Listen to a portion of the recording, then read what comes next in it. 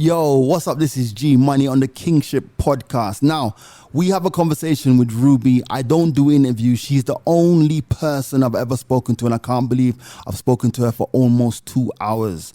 Everything, we talk about everything on this podcast. I'm never ever doing another interview in Kenya. I'm sorry, people, but this is it. Make sure you tune in and listen to this podcast. Subscribe, download, get it on your phones now. Let the record state that I do not do interviews. I have not done an interview in Kenya. A very long time. Yeah? Yeah, more than 10 years. Why? I've done stuff like on blogs like question and answers, but yeah. I have not done a sit-down interview. Ruby has the exclusive, and I'm already nervous, you see. I don't like these things, right? No, first things first. This is a very chill podcast. You're free to speak your mind, speak your truth. It's raw, uncut, right? Know? And I was like, you know what? I have to press you. I have to press you for this. Yeah. Make sure that your mic is the right way, so that you're talking to the right. Okay. See, that's the producer in me. I'm sorry. Cool. He's like, hold on, let me fix this. Now you sound 100% good. Yeah. Actually, I do sound better. So let me ask the first question: why do you hate interviews? I hate talking about myself. Why? I just think that I'm one of those people who always wants what I do to speak for itself, you know. Mm-hmm. And I'm just driven by this thing of doing stuff. So if it's DJing, if it's doing radio, if it's building an app, if it's making a website, I want it to do it, get it done, and moved on. And I just find that like interviews, they're just open to be misinterpreted and all that stuff. I'd rather people look at what I do and say, okay, he did this, and this. Mm-hmm. Let the work speak, as opposed to me coming here and saying, oh, you know, I did this, that was amazing, that was good. I don't really like that. Plus, I also know that we have sometimes very lazy's not the right word. Sometimes I think we're in a time where people want soundbite journalism. So I could say, you know, the cat walked across the road and was running from the dog. Mm-hmm. And then by the time it gets to the interview and it's been edited, it's just like the cat became a dog, you know? Yeah. So I kind of don't like to be I hate being misunderstood. And sometimes I'm not the best at expressing myself and I get misunderstood. It's funny that you say that because you're in a profession that involves expressing yourself, and you have been in that profession for a minute now. Forever. So I don't understand why you think or you feel like you can't articulate your thoughts correctly. I think with radio is a science, and it's something that you do actively. So, for example, before I go on the microphone in the morning, I want to be across all of the major stories. I want to have an angle. I want to have a hook for the audience, and you just get up and do it again and again and again every day.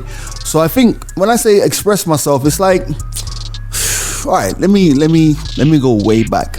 When I first came to Kenya.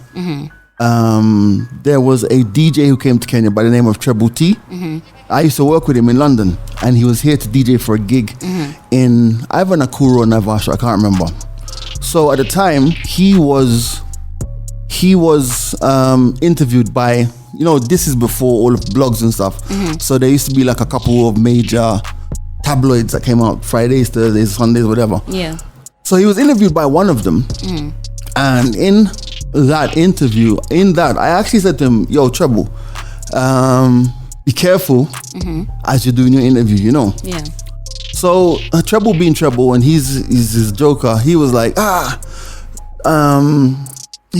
he said, don't listen to G Money. He's retired like 3 times, and like, you know, he had a record shop. He left it dubiously, and he left the radio station, blah blah. He was just being very tongue in cheek. He was taking I don't listen to G Money. Yeah. That guy, he's retired like 3 times, you know. Yeah. So when the story was printed, it was printed like, oh, G Money left his former job under dubious circumstances. He's not to be trusted. So I actually almost fell out with Treble because I was like, Treble, I told you that you're going to be misquoted. And at the end of the day, this is my reputation, isn't it? Yeah. So I just decided I'm never going to do an interview in Kenya after that. And I've stuck pretty much to it. Damn. That's the real reason why I don't do interviews. And I don't think I'm ever going to do another one. Damn, but I'm thankful, I'm thankful that I can use this relationship to my advantage. The reason that annoyed me as much as it did is because, I used to work in news and I've been thrown under the bus so many times for not doing like interviews properly. There's a time when I had to interview Miss Dynamite in the UK, right? And she just was in the news for she allegedly assaulting a police officer. So she came on my show and I didn't ask her any questions about it because I know her outside of radio. I knew her, Yeah. So it's like after that show, my editor was on my case. If you don't think you can ask your friends the questions that the audience wants to hear, then maybe you shouldn't be doing this job. And the thing about it was, I could see her point, but the example I'm giving you is that like I've spent like a lot of my career working in that space and being forced to do the right thing, and I don't think I'm going to give people the chance to do the wrong thing or say the wrong thing if I can help it. So I'd rather not say anything. Okay. Do you feel like that's a challenge, like asking the deeper questions to your friends or people that you know outside of the entertainment industry? I mean, maybe then, but not so much now, because the thing about it is you learn how to frame questions. Okay. But I also think that like, and I know it's a very old school way of thinking. For me, I'm the kind of person, if everyone's gonna go right, then I want to go left with the way I ask my questions. So I'm not really gonna pry into people's lives. I'm gonna ask things in the context of the audience and what they represent. So if you're a footballer, I'm really gonna ask you about football. And if there's like a couple of things that are off the football grid, maybe you have an interest in music or skydiving, or I might go there, but I'm not really gonna go deep. Okay. Because I think that sometimes what's happened in this generation is that in this era of where we are is that you're so turned on all the time, and it's like news consumption, gossip. It's like crack. So you see, people that's continually consuming stuff. You turn on Twitter, you're consuming. You turn on Instagram, you're consuming. I spoke to somebody yesterday who left Instagram like about a month ago, and they said to me, yo, it's the happiest I've been in years. I can't believe it. Not knowing what everyone's doing, not feeling pressured. I took a picture, and she said she took she used to go on vacation, and they'd spend like whoever she was with, they'd spend 30-40 minutes that should have been in the ocean trying to get the perfect angle for the picture to hide the little bit of belly fat so that she could post it on Instagram. You know what I'm trying to say? Yeah. And it really resonated with me. And honestly, I just made the decision that the day that I decided to hang up my microphone, I'm killing all my social media, Instagram, Twitter, or just gonna put it on private or something and just leave it like that. Do you use your social media now as an obligation because you have to do this job and you have to be present online and you have to push product A, B, C? Do you feel like this is like social media to you is not just fun, it's actually a thing that you have to do? I definitely think that social media enhances the job. It makes it, if when I started out, and just to give an example, we used to do events, and when you used to do events back in the day, you literally had to print flyers. And on a Friday night, I would leave work by 5-6 o'clock, go home, sleep a little bit, and then I'd be out in the streets, outside the clubs, so that when people come out of the clubs after partying on a Friday, you're not in the club, you're outside the club, giving people flyers as they leave. And that's how we used to promote events. And used to be heartbroken when you see somebody take your flyer, look at it, and throw it on the ground. So if we had social media in those days, oh my gosh, we had success. We'd have had triple the success. So it's definitely a good tool. I just think that you have to curate it, and that's the thing. Like, we should be able to put our good days and bad days out there on social media.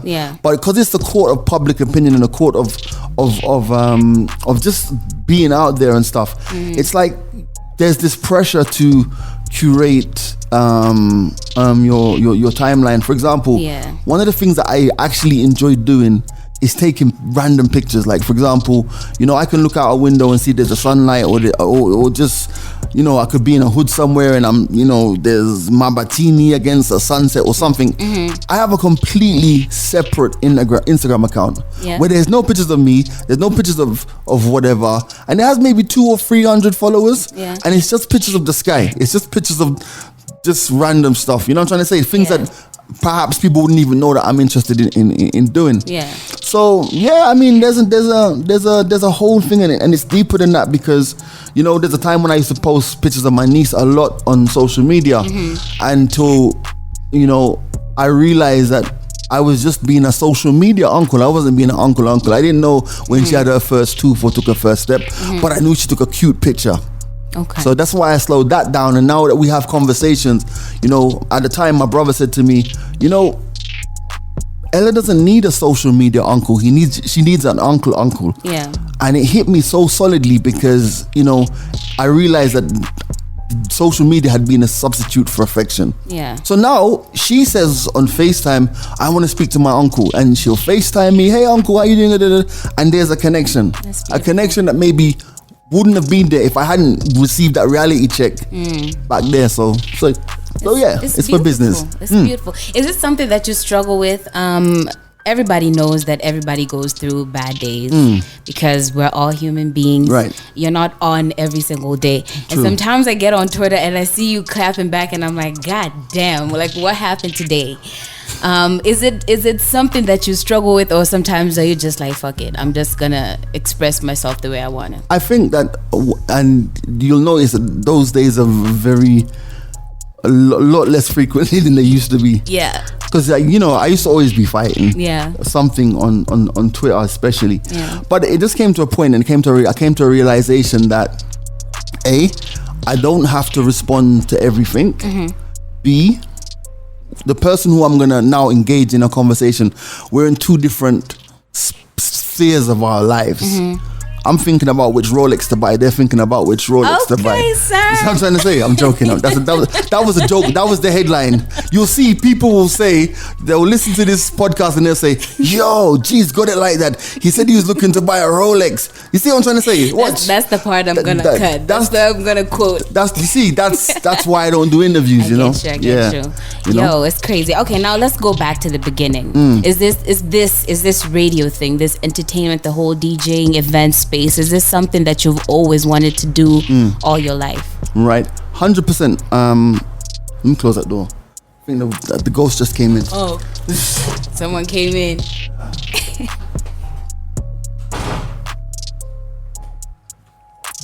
All right. Is it what is so? Repeat the question, yes. so you can edit it nicely. Yeah. Is this something that you've always wanted to do your entire life, like the radio, the events, the DJing, just this lifestyle? I'm lucky, very, very lucky, in the sense that when I was very young, I grew up in a house where let me go way back. I lost my parents when I was 5. Okay. So my mom passed away when I was 5. My dad, God knows where he was. So there was a part of my life when, for a few weeks at least, we probably were in care or whatever. And then my grandmother came to the UK from Jamaica. And when she came to the UK, my uncle, her oldest son, came with her, accompanied her. And he was a music person, so this guy had records. Like, he was a completely nefarious character, but he had a love for music.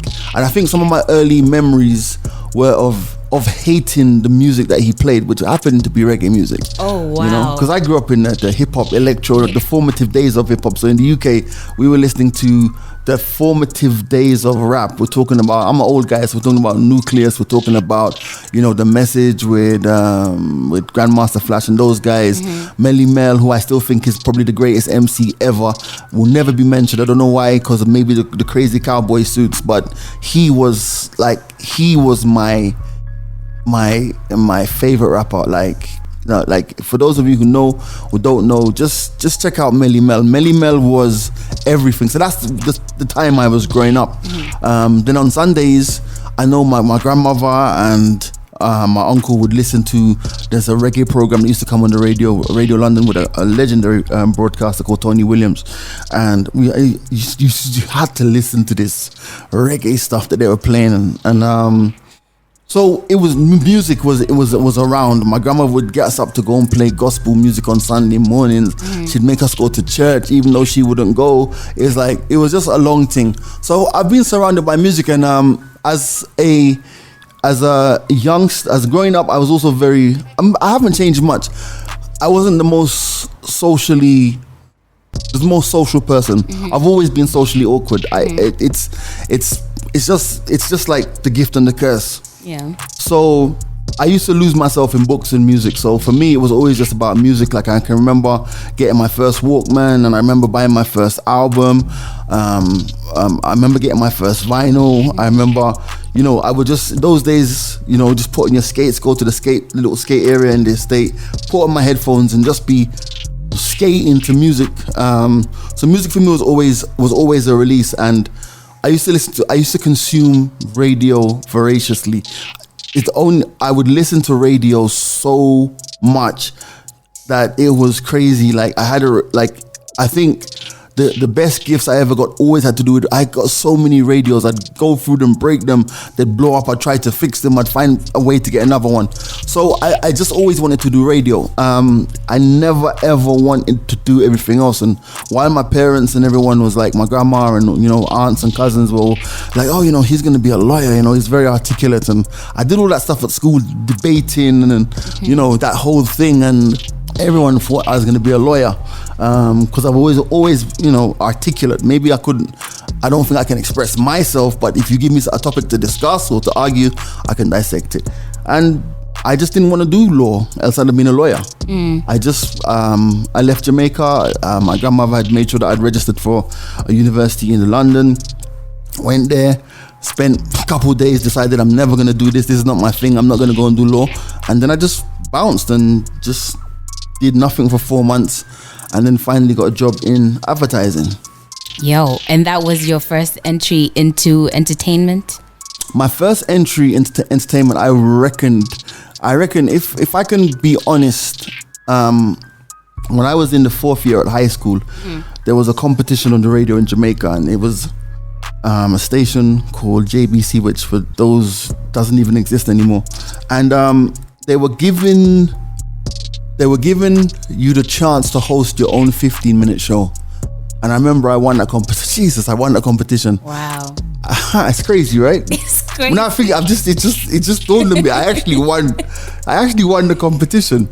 And I got to host 15 minutes. Even though to this day I'm a bit salty, we recorded 15 minutes, but you know how radio is, they played like 8 minutes of it. Like, do you know what I mean? And I got to like play 5 songs. And the thing was, the competition was by a guy called Tony Young, whom now runs, I don't know if he's still the program controller of that station in Jamaica somewhere. He's a legend in Jamaican radio. And I remember in 2006, I was covering the World Cup in Germany for the BBC.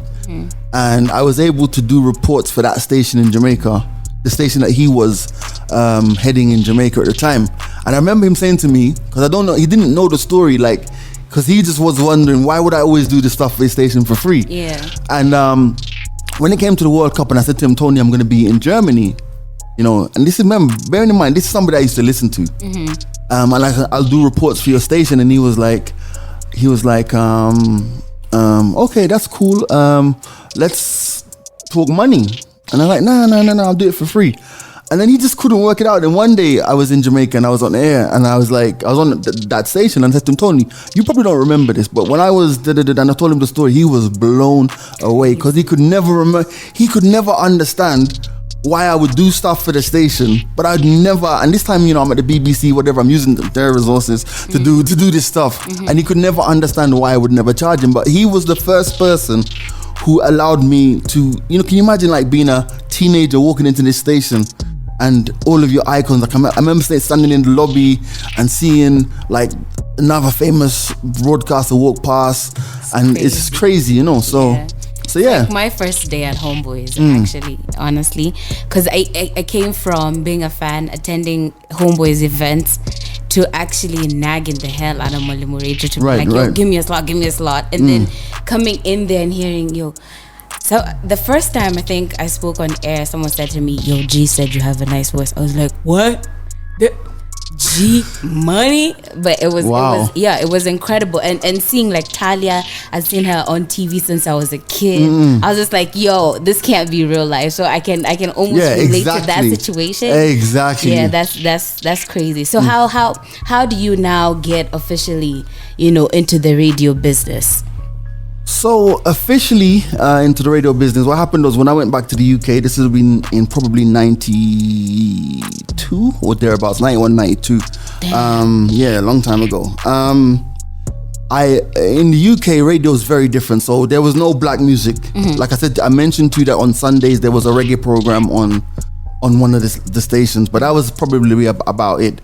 So that gave rise to a whole pirate radio scene in the UK. So without going into the history of pirate radio, the reason it's called pirate radio is because back in the day, these young, crazy British kids, they had a boat called Radio Caroline, which they docked off of the coast of England in international waters and then broadcast back into the UK, but they couldn't be arrested because they were outside the territorial waters of the UK. Wow. So they used to have this radio rig which they broadcast back into the UK, and basically that's what gave rise to BBC Radio 1 and those stations, because the government and the broadcasters realized there's a whole section of this community and society that are not being served. That's why this guy can go and park a ship in the middle of the sea and have millions and millions of listeners in the UK.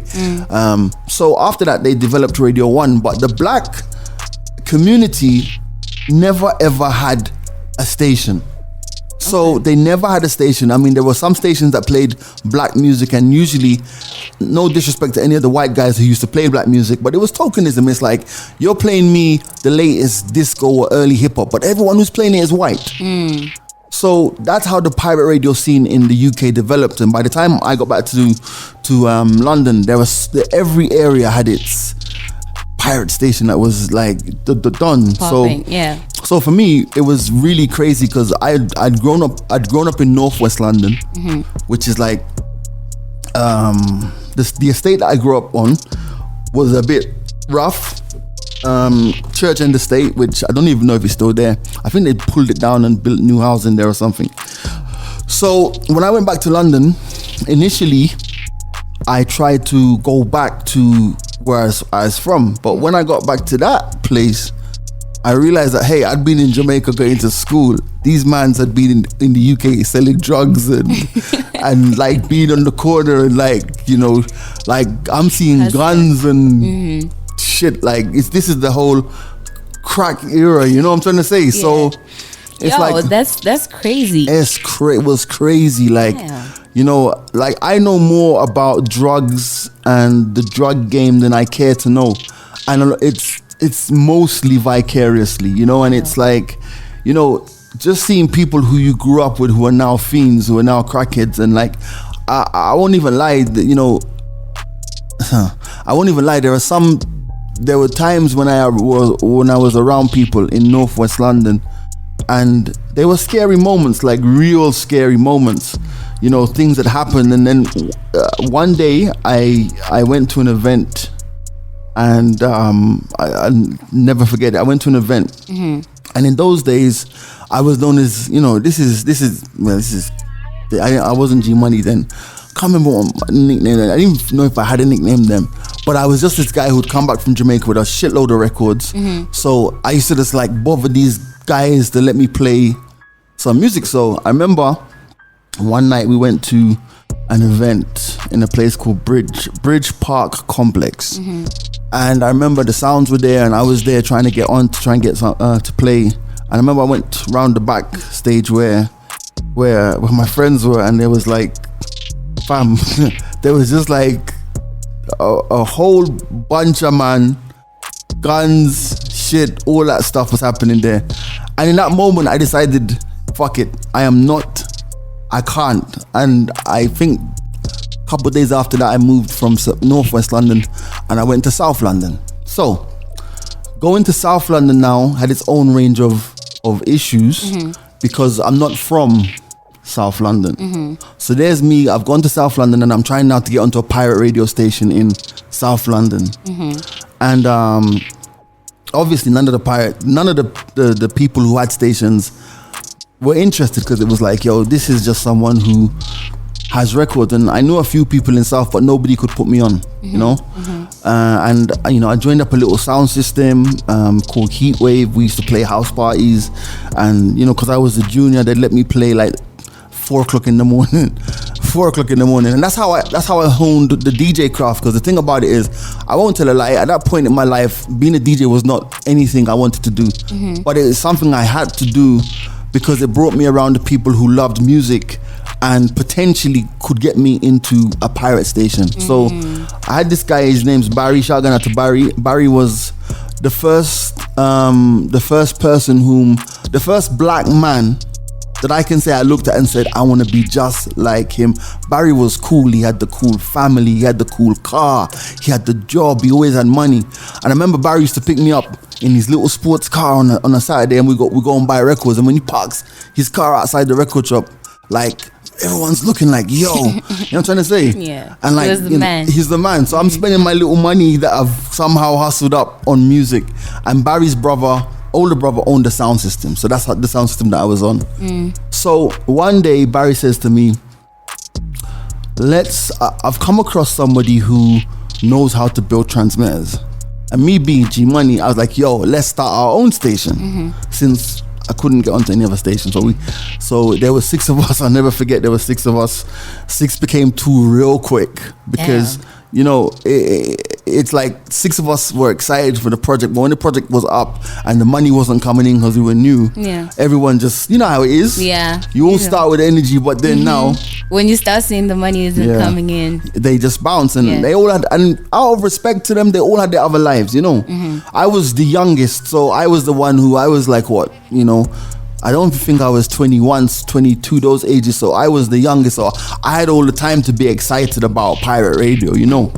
Those guys had families and stuff. So anyway, left 2 of us, me and the guy who could build the transmitters. And I know, all respect to him, but he was lazy as fuck. You know what I mean? So shout out to Patrick, PC. You know, we had our moments in terms of like disagreements and all a load of stuff. But anyway, we got on air. And I can still remember the first night we were on air, the transmission quality was shit. But I remember I was playing some music on some really terrible turntables, and I gave out my phone number, and the phone rang.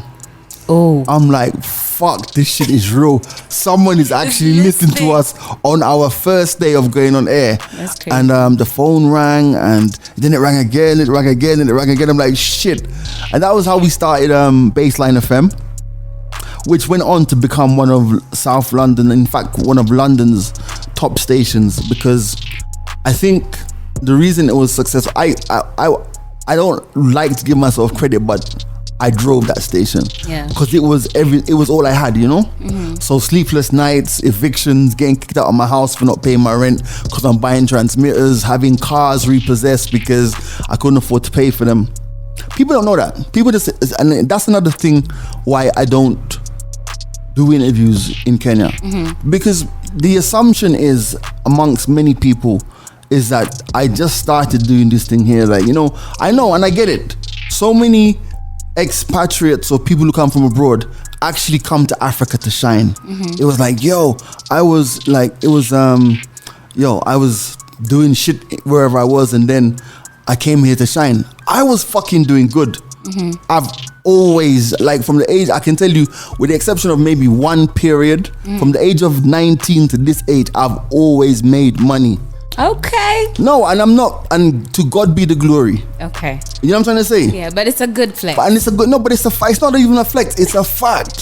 So sometimes, you know, and some things that people have said, like, this guy, he only came here because he got sacked, or he only came here because he got this. Me coming to Kenya was a complete mind shift in my being, in my life. You know what I'm trying to say? It was like, it was just, the offer came at the right time for my mental space. Okay. I was getting pissed off with working in the UK.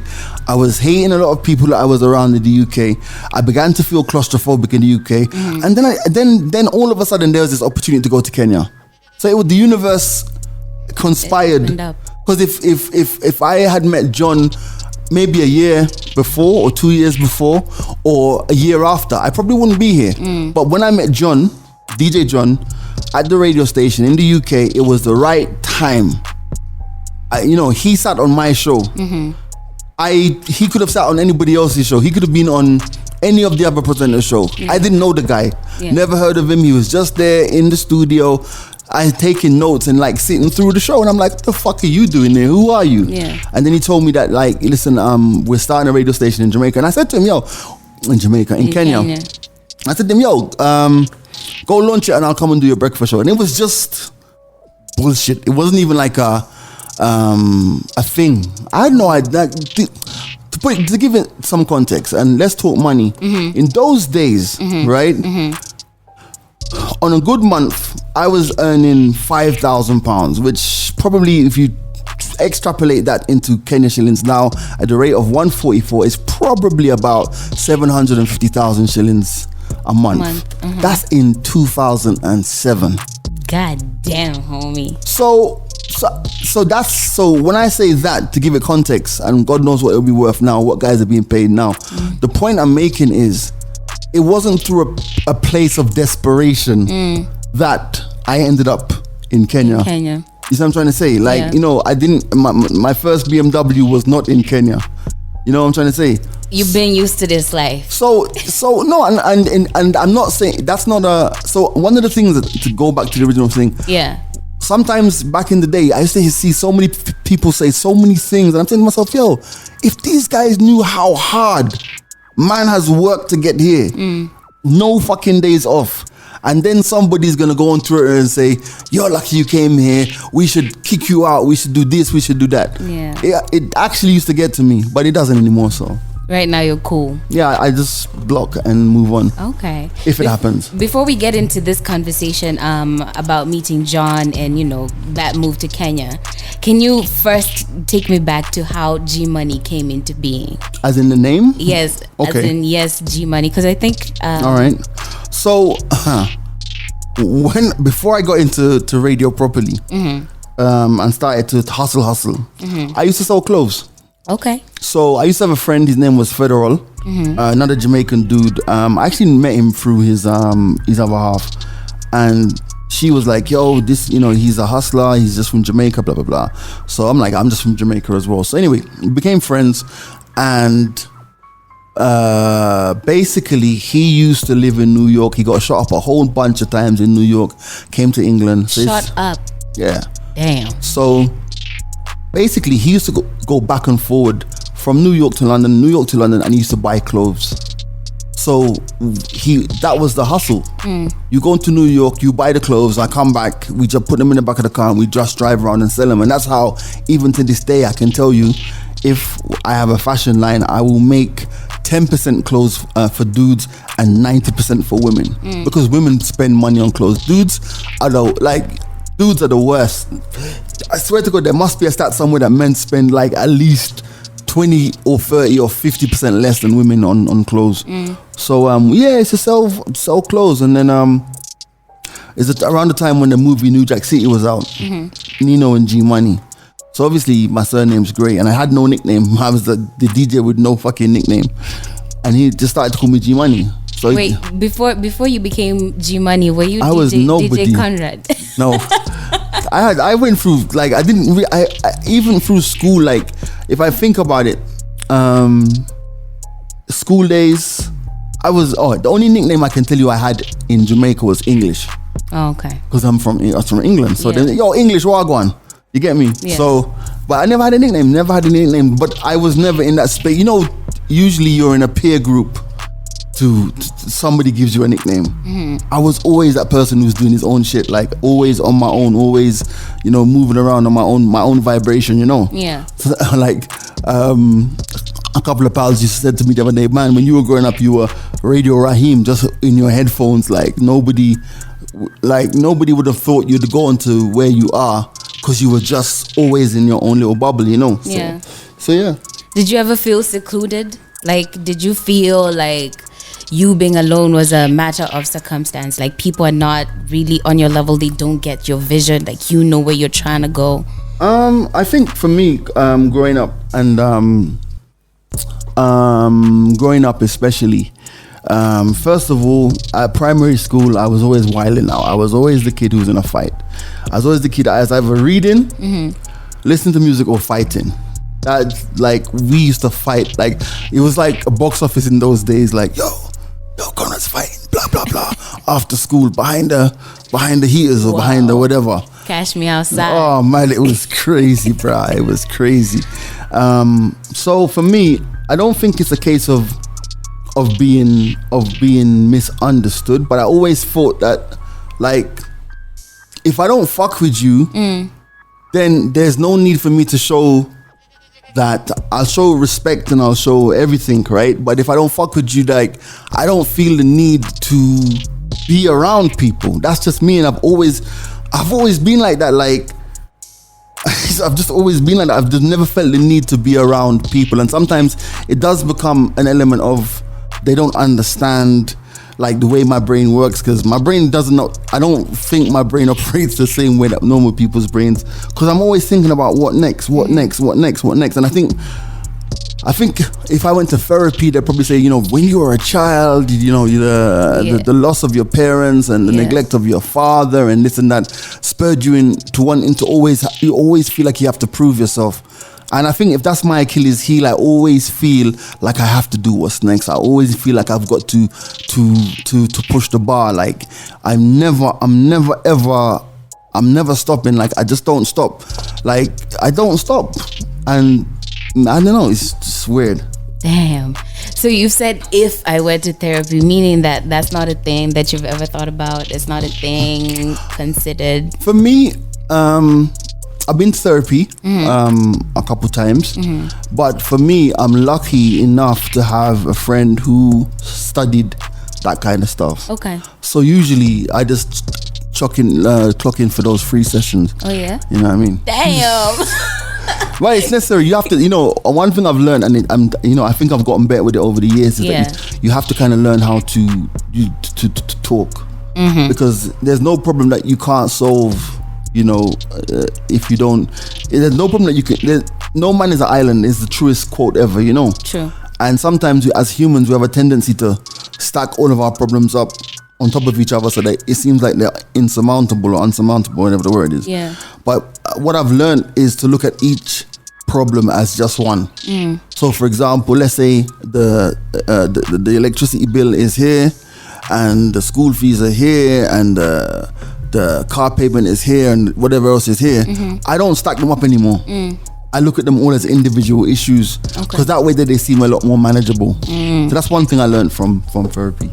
Okay. Well, how do you take care of your mental health? Living in an era where everyone is just like, yo, talk to your people, check on your friends and all that stuff. How do you take care of yourself? For me, I can tell you, and it goes back to childhood. I think many, unless you clinically have a mental health issue, you know, maybe you're bipolar or whatever, I think that a lot of issues, anxiety, depression, can be triggered by external factors.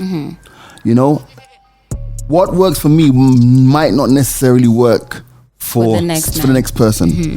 But you know, do you know what works for me?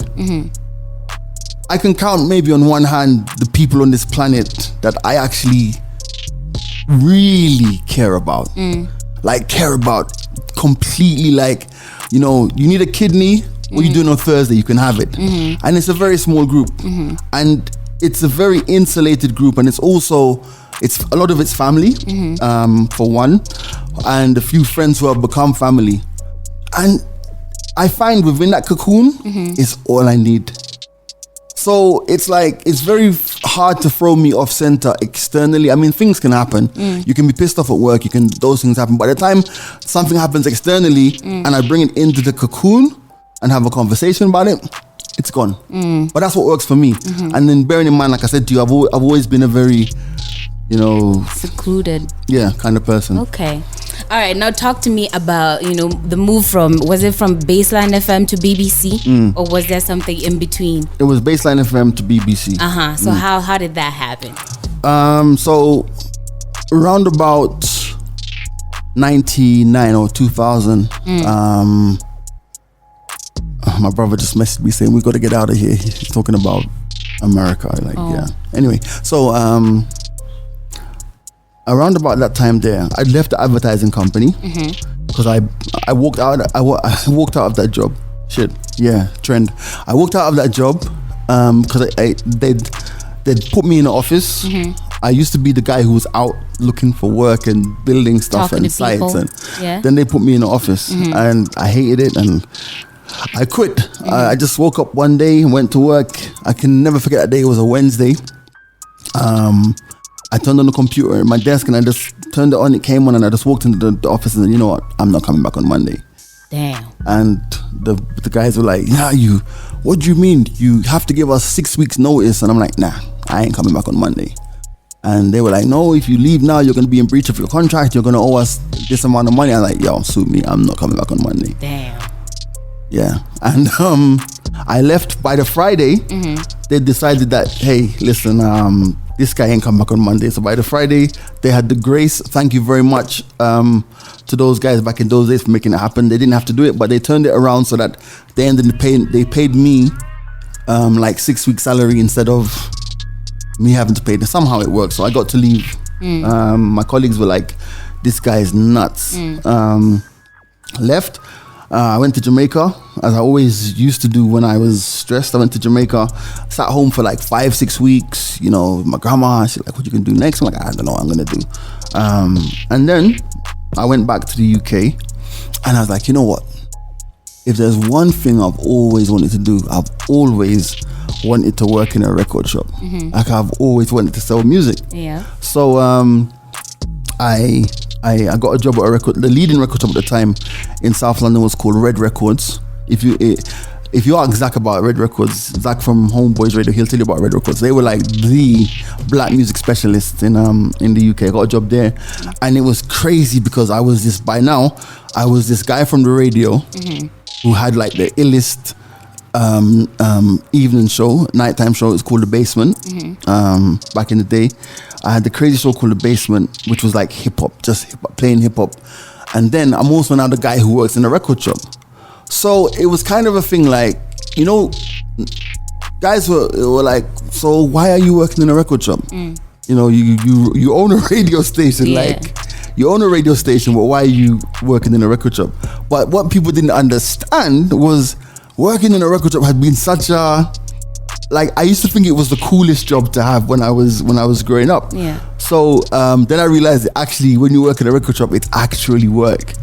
And but it taught me how to sell music because that's where you learn what works, what's not working. This is why you know that when you're ordering stock, you order 40 Jay-Z albums, but you order 2 Master P albums, or when Master P was hot, you ordered 50 Master P albums and 3 Nas albums, Okay, yeah. So it made me learn about the business of music, and loads of contacts with distributors, and suppliers, which actually helped when I moved into mainstream radio.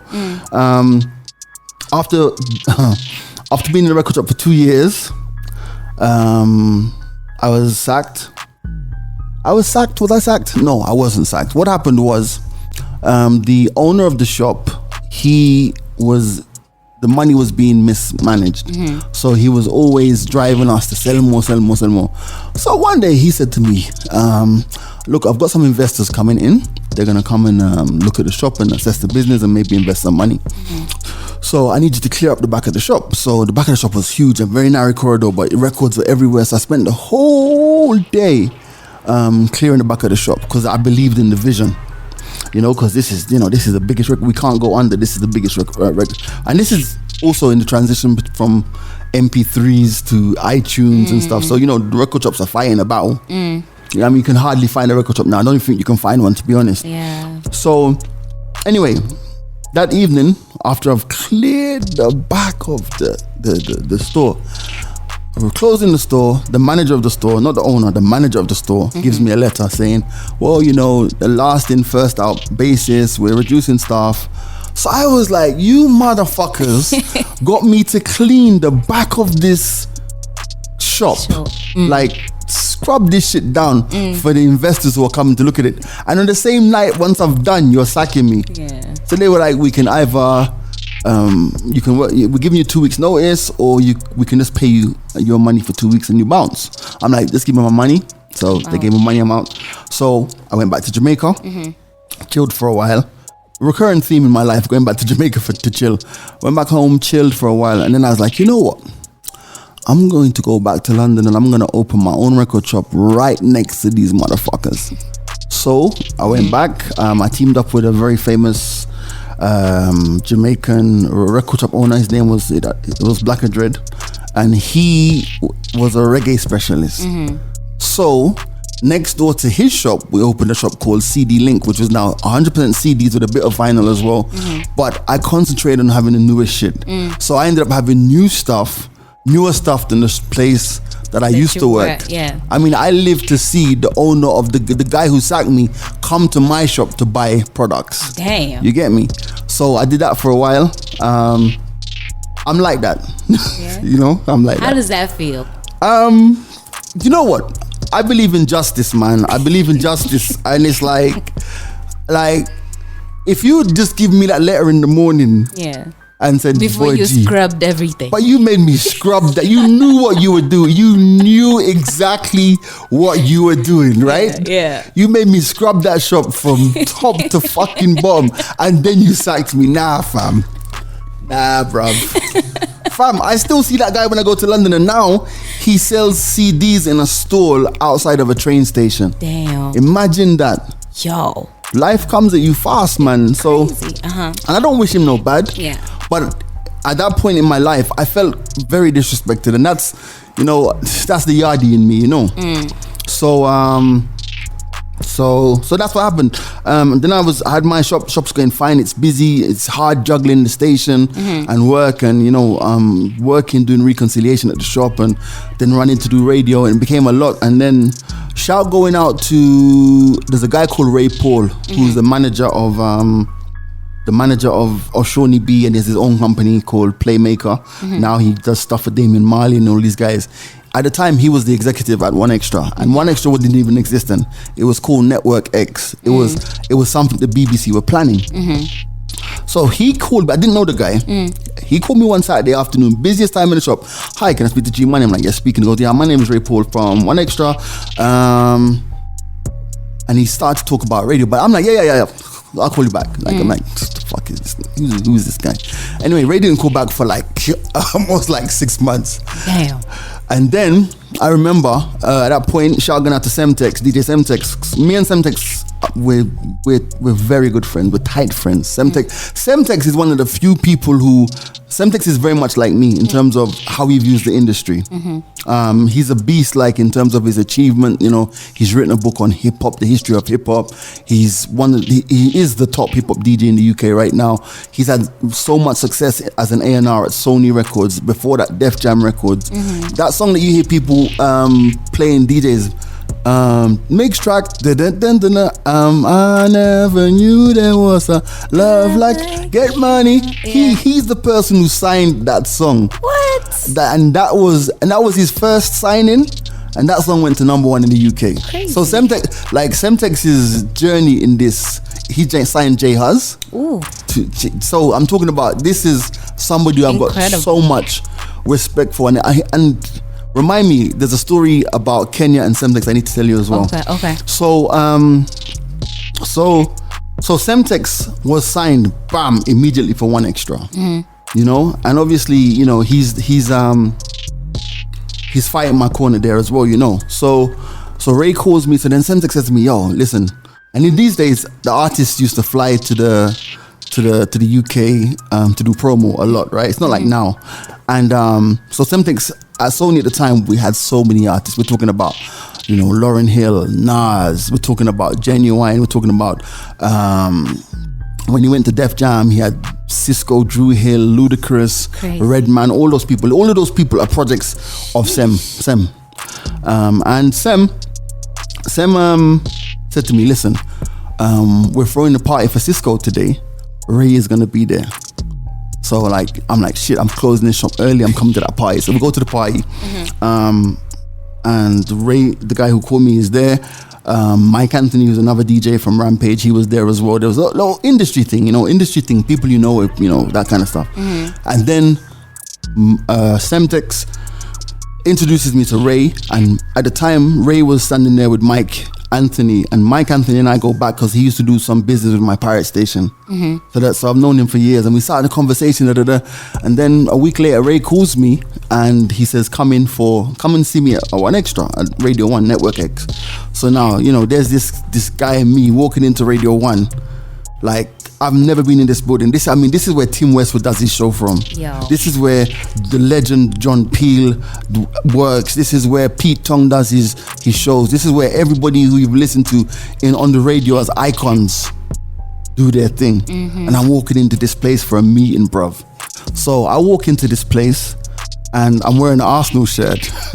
And Ray says to me, "Oh, you're an Arsenal fan, you've got the job." Just like that. He said to me, I was joking, it wasn't that easy. But he said, "You're an Arsenal fan, you got the job." And we started to talk about music and stuff. And then I didn't hear from him for a while. And then he just called me one day and he's like, "Yo, do you like football?" I'm like, "Yeah." He goes, "Fam, I got a sports show Saturday afternoons. Come in and do some pilots." So went in there, we created a show called Extra Time, which was a sports show. It was like sports and music. So I used to get to play hip hop. And then when the goals would be scored, the reporter, a guy called Simon Bell, who now teaches people how to scuba dive in Portugal or somewhere random. Simon used to be that sports guy.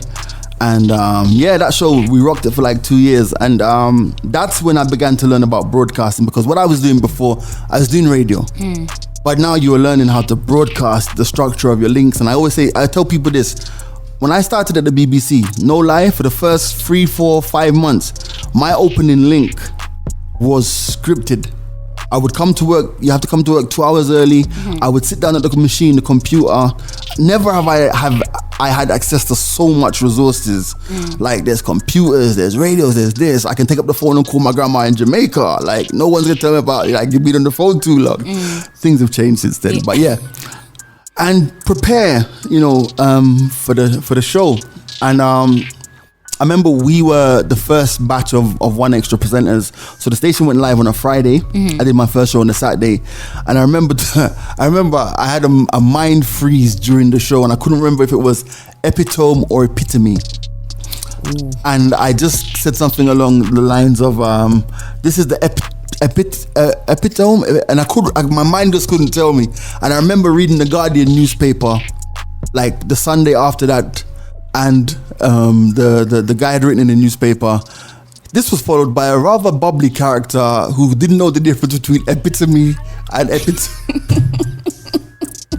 Yo, man, I still Google that sometimes and read it. It's funny as hell. Damn. Yeah, man.